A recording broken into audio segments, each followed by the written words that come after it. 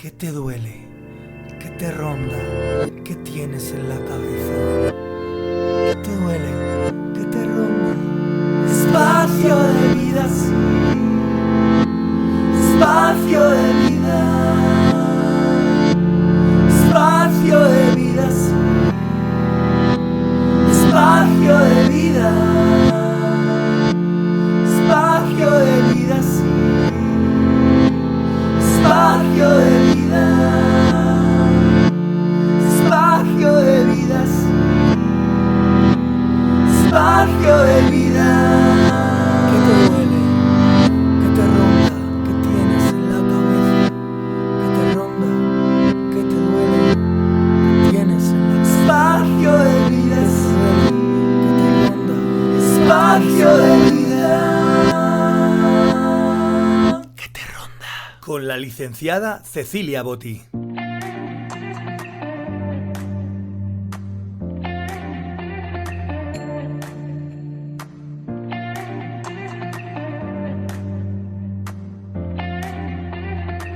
Muy buenos medios días, buen domingo, buenas medias tardes, dependiendo del lugar donde nos estén escuchando en este momento a través del www.radiomudetonline.com. Hoy domingo de espacio de vida, sí. Los domingos los hemos convertido en este espacio de vida, sí, en donde juntos recorremos estos caminos, en donde juntos entendemos y buscamos esas respuestas a de pronto algunas preguntas que no tenemos todavía como muy concretas o entendidas del todo, ¿no? Entonces, para recorrer ese camino, como siempre, nos acompaña hoy una amiga que ya es parte de nuestra familia aquí en Radio Mudet, la licenciada psicóloga y psicoterapeuta Cecilia Botti, que está con nosotros en este momento. Bienvenida, Cecilia, otro domingo más de Vida Así. Con frío, ¿no? Hola. Hace frío, sí. Pero... Sí, hace frío, pero está lindo igual, se puede disfrutar. Sí, bienvenida a vos y bienvenida a Marlene, a todos los de Radio Mudet, y bueno, y hoy integramos a Carmen, ¿no? Carmen que está por ahí escuchando, sí señora. Bueno. Cecilia, hoy vamos a hablar entonces, en medio de esta sociedad convulsionada, en medio de tanto lío, tanto rollo, ¿no? Que viene y va tanta cosa.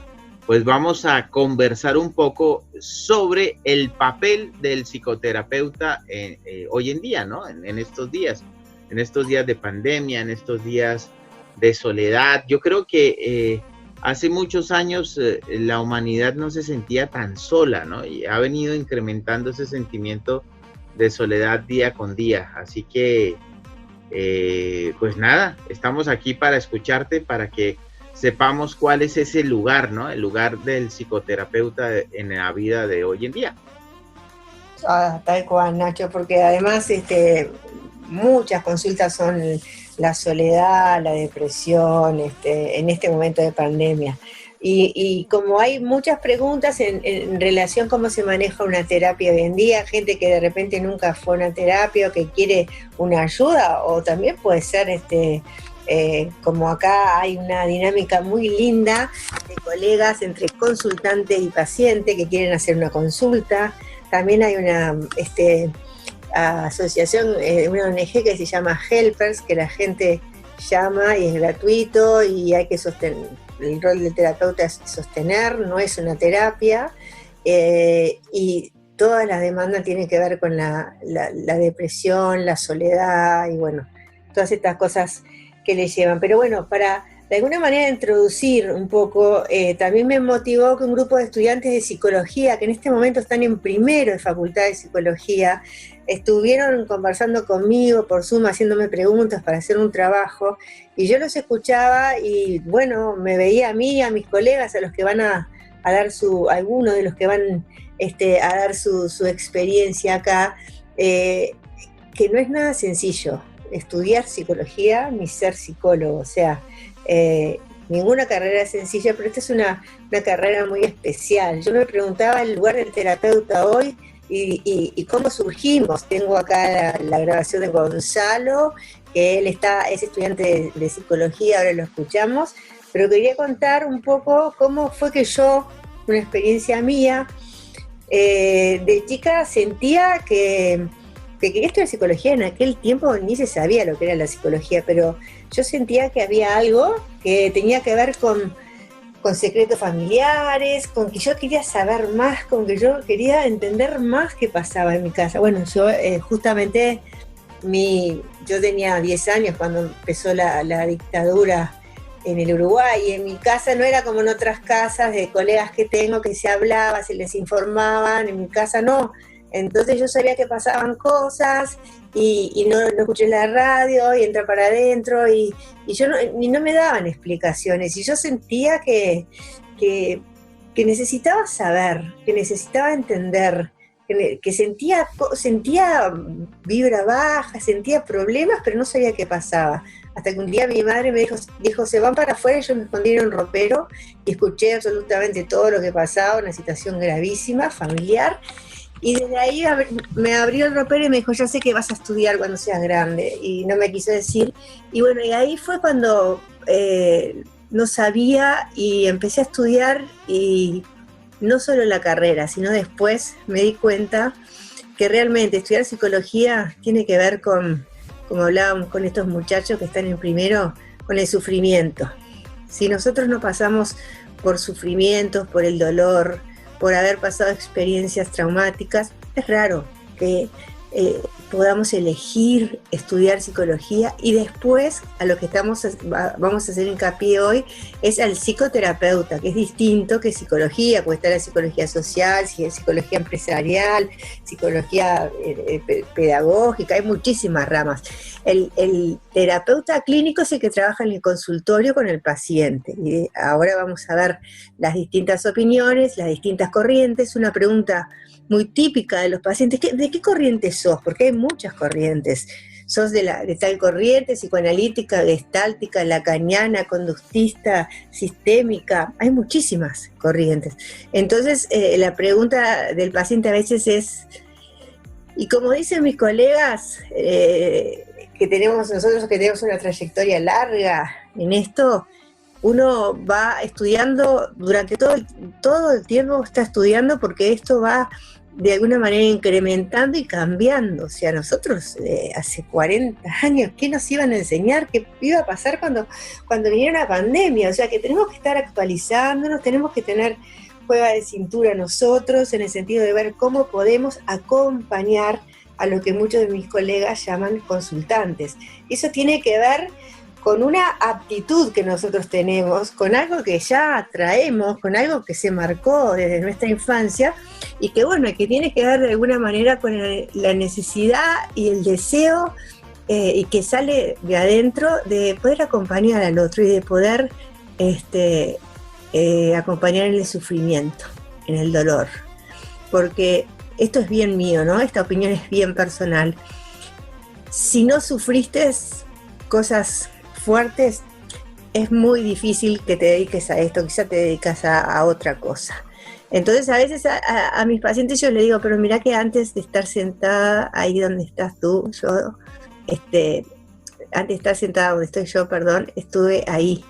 Y de esto hablan muchos colegas. O sea, nosotros los terapeutas, psicoterapeutas, si bien nos tenemos que formar muchísimo, supervisar nuestro trabajo con supervisores, para mí, si bien desde el psicoanálisis se habla de un trípode, que es el psicoanálisis personal, la supervisión y por supuesto la formación teórica, ¿no?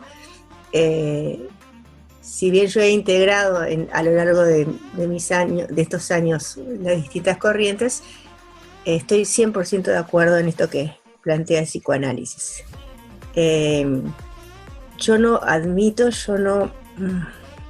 Hay dos cosas que no estoy de acuerdo, que es que una persona sea terapeuta si no estudió la carrera de psicología. Ahora hay muchos grupos, y sé que esto va a ser un debate, hay muchos grupos que estudian solo terapeuta, pero que vienen de empresas, de otros lugares, pero no pasaron por la facultad de psicología. Para mí es muy importante pasar por lo académico, pasar por la facultad y luego sí hacer el posgrado que uno quiera, el de Gestalt, el de constelaciones, el sistémico, el que quiera. De hecho, en el psicoanálisis no aceptan personas en la asociación psicoanalítica que no sean o médicos o psicólogos, y así en varios lugares. Entonces, acá me parece que hay que tener mucha conciencia, mucho cuidado, porque nosotros no estamos trabajando con objetos, estamos trabajando con personas, estamos trabajando con la psiquis de las personas. Entonces, la formación en este momento siempre lo fue muy importante. Entonces, el análisis personal, la terapia personal, ¿a qué me refiero? A ser pacientes. O sea, ir yo a mi terapeuta, a mi psicoanalista, a mi psicólogo, al que yo decida, como dicen mis colegas, según la corriente que yo vaya decidiendo. De hecho, yo he pasado a lo largo de la vida por distintos psicoanálisis, distintas terapias, y continuamente estar en tratamiento personal, o sea, ser el terapeuta paciente 1 o 2 veces por semana, según lo que cada uno entienda o necesite, porque no es fácil trabajar con los sentimientos, con los dolores del otro, porque nosotros también tenemos, y muchas veces pasa de que lo que nos viene a contar el paciente tiene mucho que ver con lo que nos está pasando a nosotros o lo que nos pasó. Entonces ahí es una línea muy delicada donde nosotros tenemos que poder decir, a ver, esto es del paciente y esto es mío, y no mezclar. Entonces para eso la necesidad de tener el tratamiento personal del terapeuta, donde en su terapia hable de sus cosas o de las cosas de su vida, por supuesto, que todos tenemos problemas que no los podemos llevar al consultorio, y además de las cosas que nos mueven de los pacientes. Yo siempre cuento una anécdota de que mi madre se estaba muriendo de un cáncer de páncreas fulminante, así en muy pocos días, y yo tenía un paciente mayor que también le estaba sucediendo lo mismo. Pero yo no sé qué pasaba, supongo que el haber tenido bastantes años de análisis, a esa altura yo ya tenía como 11 años de análisis, o sea, personal. Yo entraba a la consulta y era el paciente con su madre, con su historia y con el cáncer de páncreas de la madre del paciente. Salía, lo saludaba, entraba a mi casa y ahí me conectaba con la enfermedad de mi madre, con lo que decían los médicos. O sea, yo le llamo un diafragma interno, es una palabra mía, que hace que cuando entro con el paciente me olvido de lo mío y estoy totalmente atendiendo al paciente. Y si en algún momento, esto que Freud desarrolla transferencia y contratransferencia, si en algún momento me conecto y digo, esto es mío, es de él, bueno, poder analizarlo y poder en silencio siempre priorizar al paciente. Entonces, de alguna forma, Nacho, lo que yo quiero priorizar, más allá de la formación, más allá de la aptitud, más allá de un montón de cosas que ahora van a plantear otros colegas, es el tratamiento personal que tenemos que tener todos los terapeutas que trabajamos en el área clínica. Entonces, antes de cerrar, voy a mostrarles un audio de un muchacho que estudia psicología, que está en primero y que cuenta la experiencia. Y luego continuamos. Bueno, Cecilia, te comento. Yo en mi caso elegí estudiar psicología después de pasar primero por la Facultad de Medicina, luego realizar el curso de enfermería, que es la actividad a la que me dedico hoy. La vida me llevó a recibirme de enfermero y a que mi primer trabajo sea en una clínica psiquiátrica, con todas las patologías que conocemos, desde niños y adultos, adicciones, y bueno, ver el trabajo de los psicólogos y de los psiquiatras en ese ambiente con los pacientes me fue interesando y llevando a hacerme más cercano a esta carrera. Y bueno, y también obviamente por situaciones personales a lo largo de mi vida, que pretendo que con esta carrera poder entender un poco desde otro punto de vista situaciones que me han pasado en la vida y bueno, poder brindar la ayuda que me brindaron a mí en su momento a gente que realmente la precisa. Y uno de mis sueños es lograr, con el tiempo obviamente, poder poner una clínica para gente que no pueda abonar el arancel y que pueda igualmente acceder a una terapia, que sabemos que hay mucha gente que está en esa condición.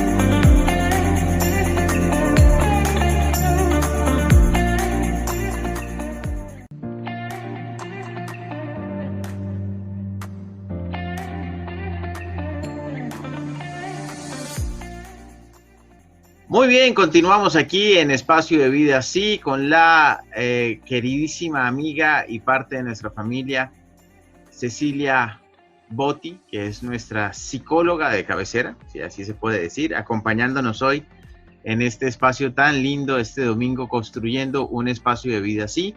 Escuchábamos pues este audio y Cecilia, pues estamos listos a tus comentarios.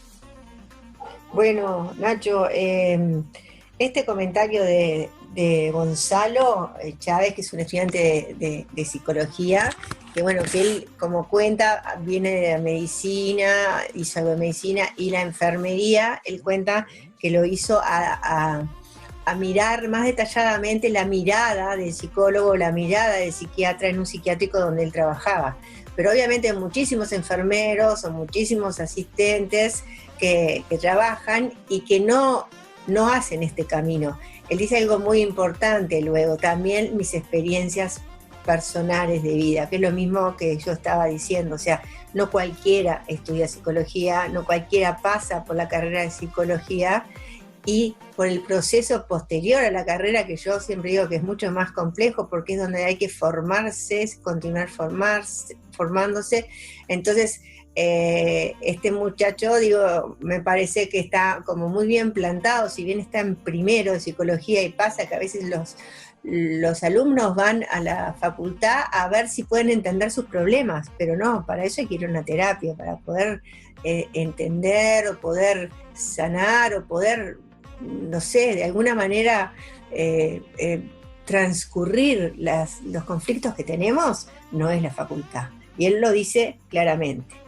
Entonces, para hacerlo un poquito más ágil, voy a pasarte, Nacho, el audio de una colega que tiene muchos años de experiencia y que dice cosas muy importantes, que se llama Dolores, y que a partir de eso vamos a continuar complementando lo que trae.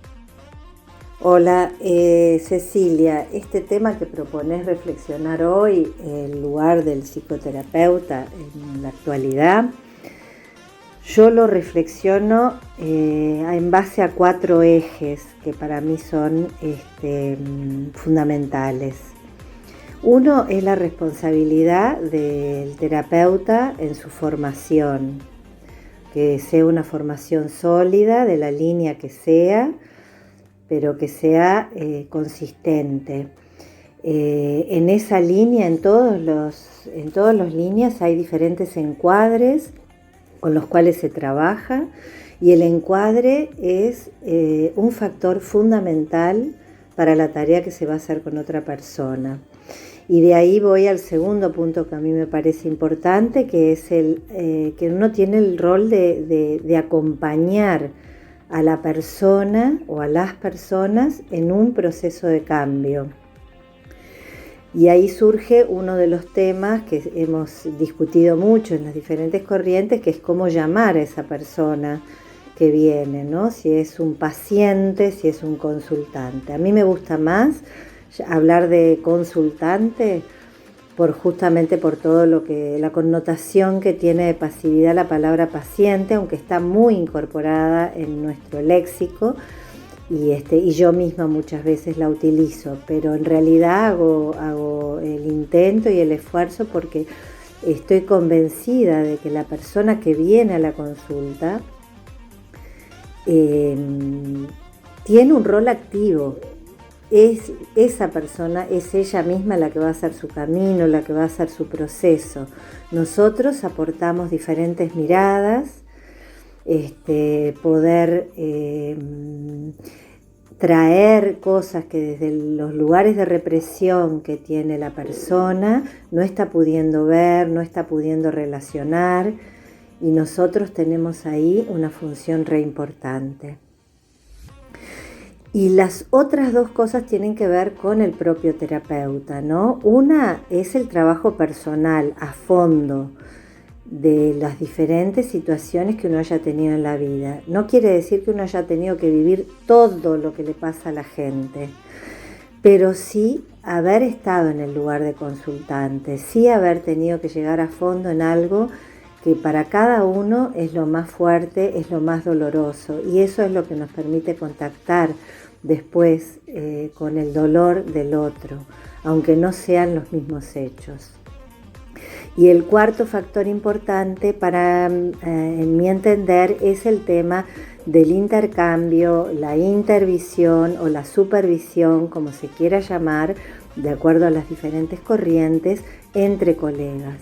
Esto nos asegura, nos contiene a nosotros como terapeutas, nos interpela, nos abre muchas veces la cabeza porque también nosotros tenemos nuestras propias represiones y lugares sesgados sobre los cuales mirar determinada situación. Entonces esto es fundamental para el rol.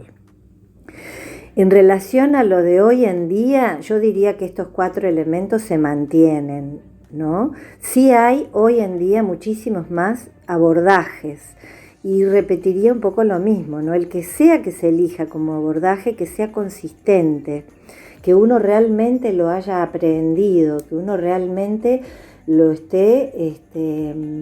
lo tenga en carne como para ponerlo en juego en la consulta terapéutica.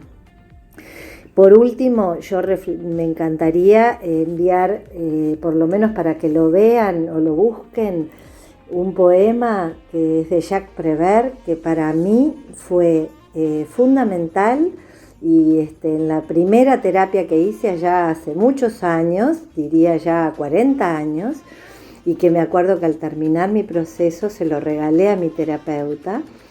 Y bueno, es muy largo para leerlo, pero convido para que la gente lo busque. Se llama Para hacer un retrato de un pájaro. Y para mí, allá y entonces y hoy, sigue teniendo un significado re lindo a la hora de acompañar a personas en su proceso terapéutico. Gracias, espero que esto sirva. Bueno, agradecerle a Dolores porque más clara no pudo ser, justo coincidieron algunas cosas que yo había mencionado. Me parece muy importante todo lo que ella va mencionando de acompañar el proceso de cambio, el tema del consultante y su actitud y su situación activa, y todo lo que hace hincapié a la formación del terapeuta, sea la orientación, como ella dice, que sea. O sea, hay algunas orientaciones que de repente no aceptan terapias alternativas y hay otras que sí. No importa, en este momento no vamos a hacer un debate sobre eso porque es muy complejo. Lo que sí me parece de rescatar, aunque todo lo que dice Dolores es muy importante, es que lo que se haga con mucha seriedad, con mucha formación y con un tratamiento terapéutico personal. Después vamos a ver si podemos, Nacho, pasar el poema, pero eso queda para después.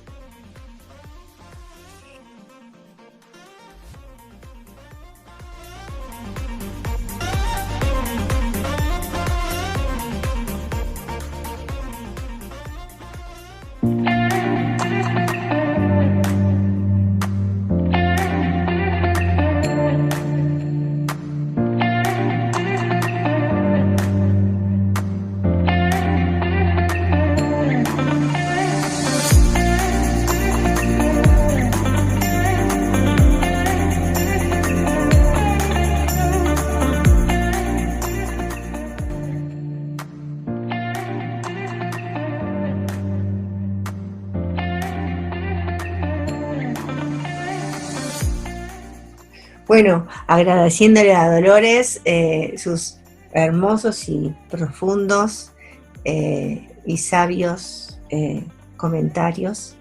Vamos ahora a escuchar a Mónica, que también somos colegas y que les pedí a 3 colegas que pudieran complementarse para que no se repitieran. Vamos a escuchar a Mónica, que también dice cosas muy importantes. Hola Cecilia, bueno, te llamo para contarte un poco la reflexión sobre el lugar del terapeuta hoy en día. Para empezar, decirte que estoy en un total acuerdo con lo que planteó Dolores, con lo que tiene que ver con los temas de formación, con el tema de encuadre, con el tema del trabajo personal del terapeuta. Como que son, digamos, los anclajes por los cuales uno transita y desde donde es posible ejercer, también el rol.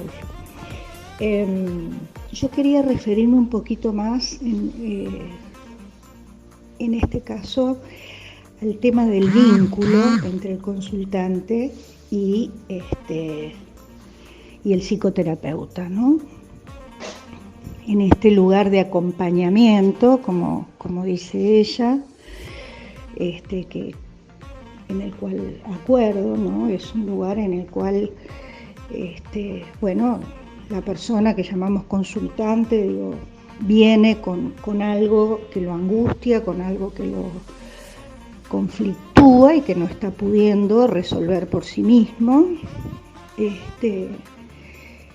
Y bueno, vemos en 1, 2 entrevistas, 3, las que consideremos, si la persona tiene un deseo de transitar un camino terapéutico que la conduzca a poder abordar esa situación y otras situaciones, que de pronto van a ir emergiendo en el proceso, ¿no? Entonces, ese lugar creo que es un lugar básicamente de escucha, y de escucha como de una totalidad, ¿no? De algo que tiene que ver con lo que la persona trae desde su palabra, desde que tiene que ver con algo de lo cual es consciente, y con otros aspectos de los cuales la persona va a ir dando cuenta, que ya no tienen que ver con lo consciente, sino que que son esos aspectos que están en lo inconsciente, y que vamos a ir tratando como de unir, ¿no? Entonces la escucha, la propuesta de ir dando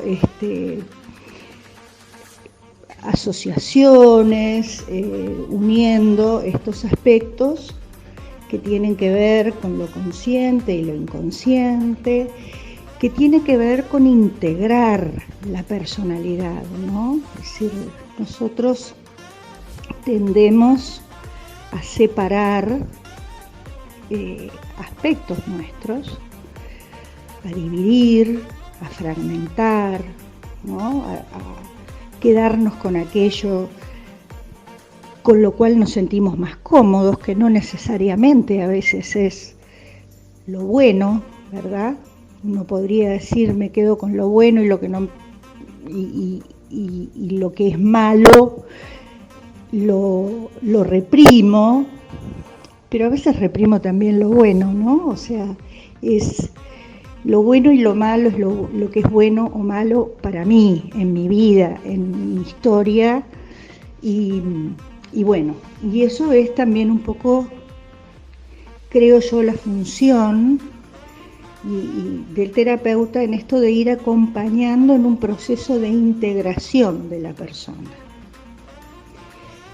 de sus distintas partes, ¿no? Es decir, que a veces pasa por lo consciente y lo inconsciente, pero que pasa por la afectividad, pasa por sus acciones, pasa por sus pensamientos, pasa por por cómo todos estos aspectos se integran en la persona. Y yo diría que desde hace unos años para acá se viene redescubriendo, diría yo, o redimensionando otro aspecto de la persona que tiene que ver, en grandes términos, con lo espiritual, que no es lo religioso, sino como una dimensión, diría yo, transpersonal, que podemos decir que tiene que ver un poco con eso que va más allá de nosotros mismos como personas, que tiene que ver como con nuestra sensación o nuestra convicción, certeza y reconocimiento de que pertenecemos a una totalidad mucho mayor de la cual somos parte, ¿no? Algo que vemos que puede tener que ver con nuestra especie, otras especies que habitan en nuestro planeta,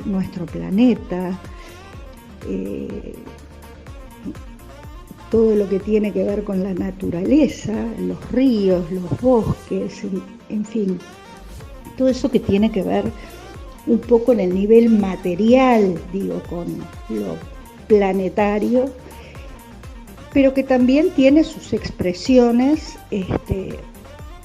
que no son materiales, que son psíquicas, y que tienen que ver con eso, con el formar parte de una totalidad. Y bueno, yo creo que eso también, como que te diría, no sé, de hace unos 25 años, más o menos para acá, que venimos como integrando, como trabajando tímidamente a veces en estos aspectos, y bueno, y hoy en día yo diría que están totalmente integrados en la práctica de muchos de nosotros. Y bueno, también esto tiene que ver con la integración, ¿no? Es decir, la integración de la personalidad y la integración en un todo del cual somos parte. Y también, y esto hace al rol del terapeuta, también somos parte de lo humano que hay en el otro, ¿no? De lo humano que habita en mí y que habita en él, más allá, en el otro consultante, digo, más allá de que se exprese eso humano de maneras diferentes, en diferentes personalidades, en diferentes maneras de ser, de actuar en el mundo, ¿no? Creo que hay como un concepto de resonancia, ¿no? Que resuena en mí de lo del otro, aún de aquellas cosas que son que no he vivido, o aún de aquellas cosas que podría considerar ajenas a mi concepción de la vida, por ejemplo, ¿no? Bueno, en ese caso, por supuesto que el trabajo, como decía Dolores, el trabajo personal del terapeuta, el propio trabajo terapéutico, hace a que no introduzcamos, digamos, en el otro nuestras propias percepciones, pero sí, yo diría, esto de ir, que hace como a una visión, ¿no? hace como una visión del trabajo de la integración en lo personal de todas nuestras partes, las que aceptamos y las que rechazamos, y también de esta integración con una totalidad mayor, con una dimensión que es transpersonal. Bueno, yo quería hacer ese pequeño aporte porque creo que en algunos aspectos, con el correr de los años, hay cosas que se mantienen como muy estables en el rol del terapeuta, y es este lugar de la escucha profunda, no solo de la palabra hablada. Y hay otras cosas que van transformándose, como nos vamos transformando también los seres humanos en la evolución, ¿no? Y eso necesariamente creo que de alguna manera también transforma el lugar del terapeuta. Bueno, quería hacer ese aporte. Chao y gracias.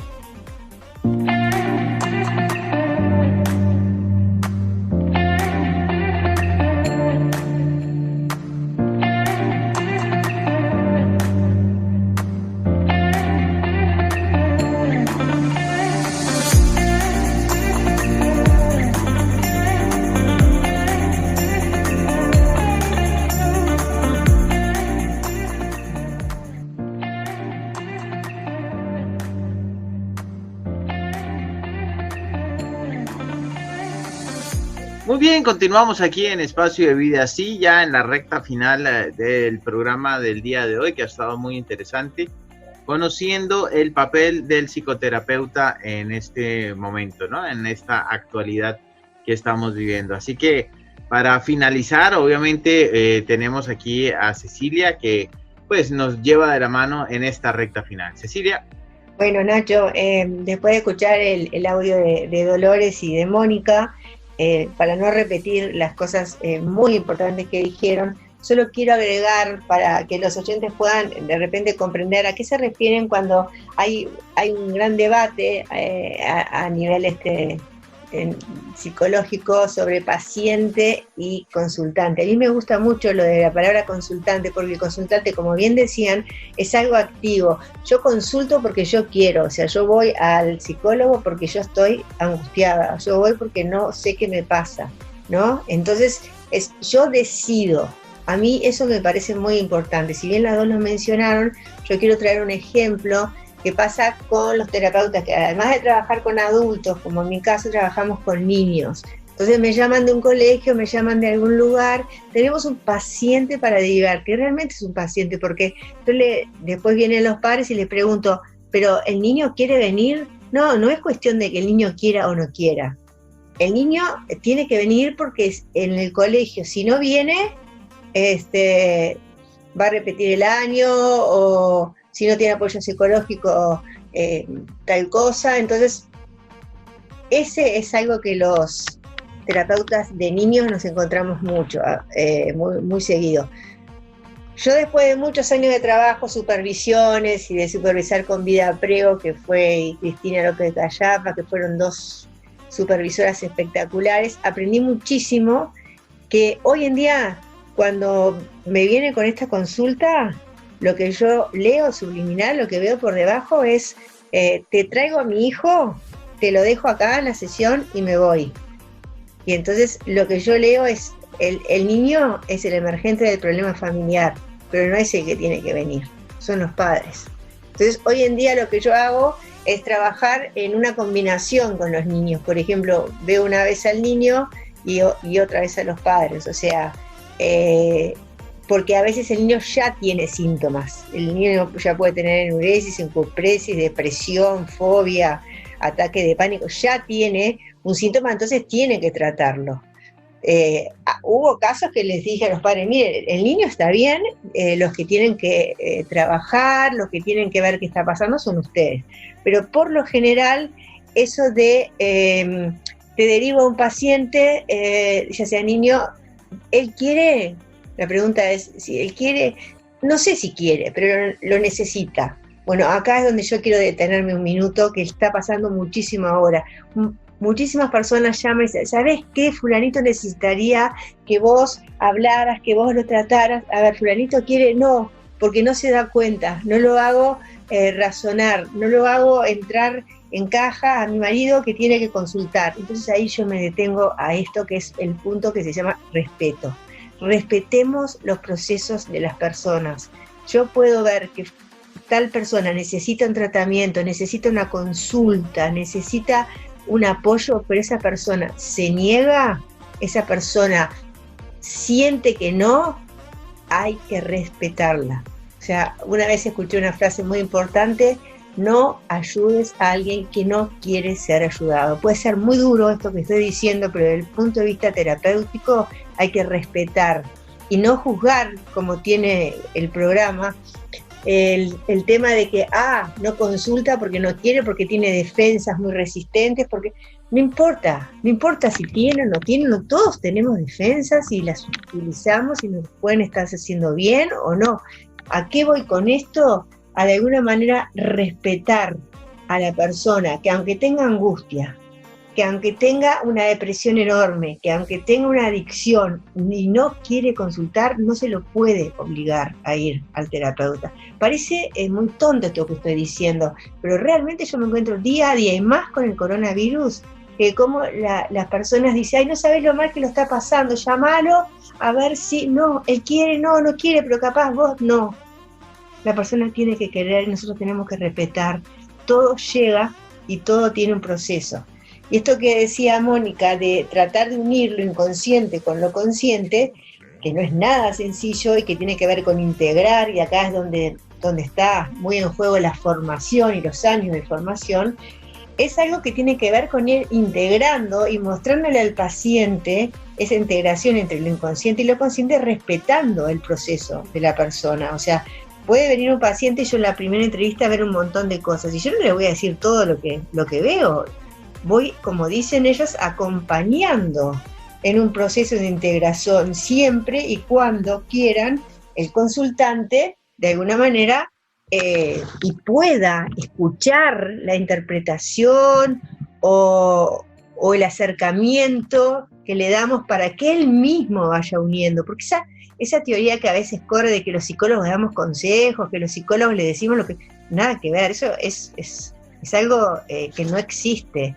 El terapeuta, el psicoterapeuta, le va acercando herramientas de las mismas que la persona va trayendo. Entonces, de esa manera, la persona va haciendo su propio proceso a su debido tiempo, o sea, respetando sus tiempos, sus resistencias, sus defensas, y en el núcleo donde está viviendo, en la historia infantil que tiene, y como va a aportar ahora Daniel en el lugar social donde estamos viviendo y el momento que estamos viviendo. O sea, son muchas coordenadas que se manejan.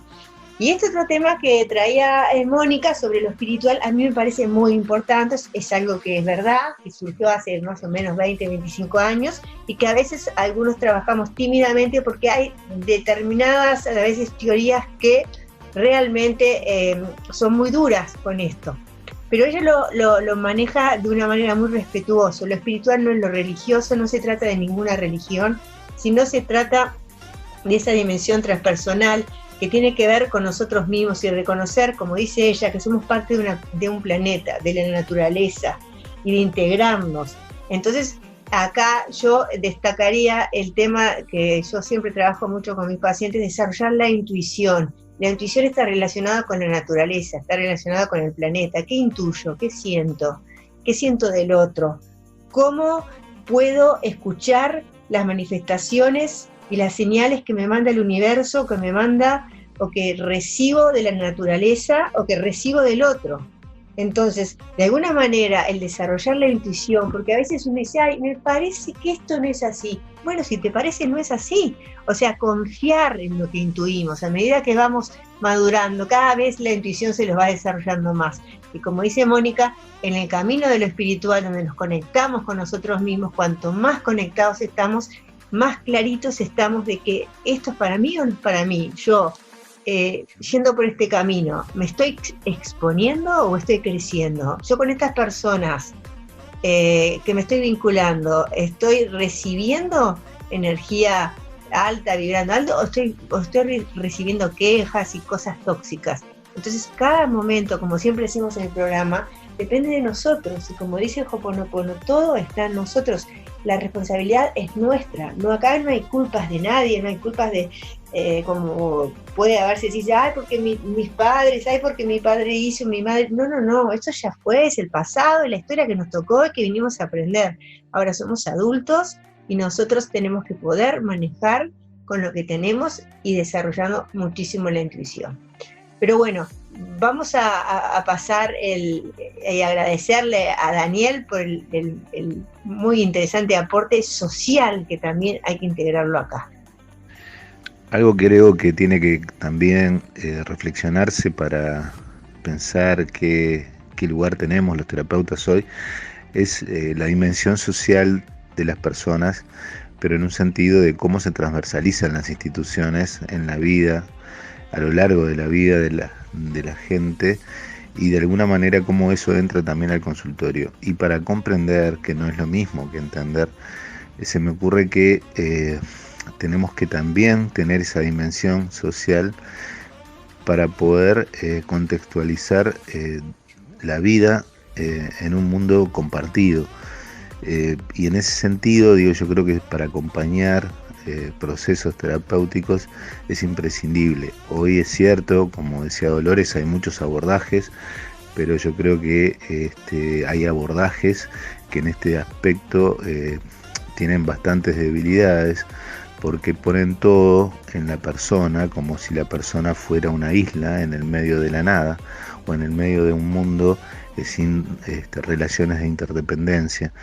Y creo que eso debilita, porque yo no le puedo poner a la persona la responsabilidad de resolver sus problemas sola, por sí misma y de acuerdo a sus potencialidades. Yo creo que todo ese proceso siempre va a ser en un mundo compartido, en un mundo de interrelaciones, en un mundo de dependencias y en un mundo de relaciones de poder, que también hay que develar y entender cómo funcionan en la vida de la gente, para que las personas puedan ampliar su campo de análisis y entonces sí tener fortalezas como para colectivamente salir adelante, porque sufrir es inevitable, el sufrimiento no es incompatible con la salud mental, pero lo que sí es importante es lograr que los procesos de las personas se apropien como autores, y para eso es necesario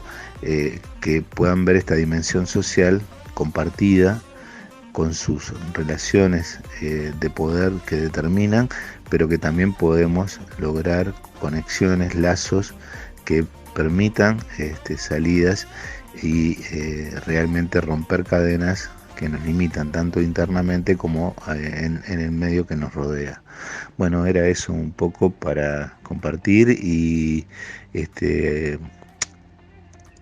hacer un aporte junto con mis colegas. Bueno, agradeciéndole a Daniel muchísimo, como a todos los compañeros y amigos y colegas que aportaron cosas interesantes, y que no voy a repetir lo mismo que dicen. De repente jerarquizar algo que Daniel menciona y que me parece muy importante, que no es lo mismo comprender que entender. Yo puedo estar entendiendo lo que el paciente me está diciendo, pero como dice él, el paciente o el consultante está inmerso en un mundo social, en un mundo de poder, en un mundo que de repente él desconoce. De repente él está en un trabajo donde hay una jerarquía de poderes y hay también una jerarquía de repente de psicopatías, de vulnerabilidad, de manipulaciones, y el paciente piensa, o el consultante piensa que es él. Entonces también mostrarle en qué lugar está, o sea, en qué lugar está y qué herramientas se pueden ir adquiriendo. O sea, es integrar a la persona en el lugar que está, porque no es lo mismo una situación que otra. Cuando uno tiene un jefe que de repente lo maltrata, dice, no, lo que pasa, bueno, no, a ver, es como, de alguna manera, como él dice, sufrir es inevitable, sí, es parte de la neurosis, es parte del vivir, es parte de la consulta diaria, pero también poder insertar y ayudar a que la persona se inserte en el mundo, ya sea social, laboral, político, religioso, si bien no se tocan esos temas, pero sí se tienen en cuenta en qué lugar está el consultante. Bueno, agradecerles absolutamente a todos, colegas, estudiantes de psicología, a todos los oyentes, amigos, familiares, y bueno, ni que hablar, a Radio Mudet, Marlene, Nacho. Un gran abrazo para todos y gracias siempre por estar, y gracias por los lindos comentarios que aportan en cuanto a que les está sirviendo estos programas. Un beso y un abrazo grande para todos.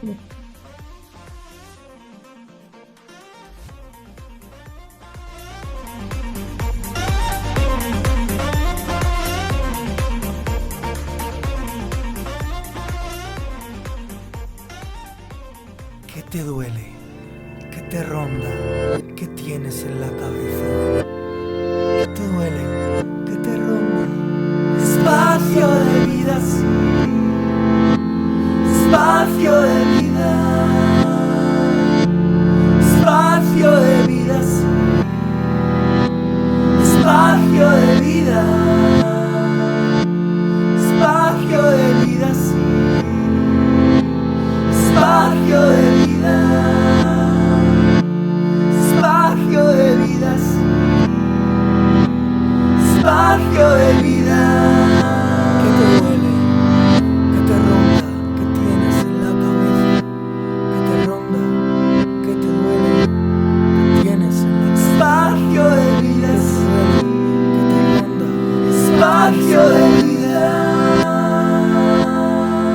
¿Qué te ronda? Con la licenciada Cecilia Botti.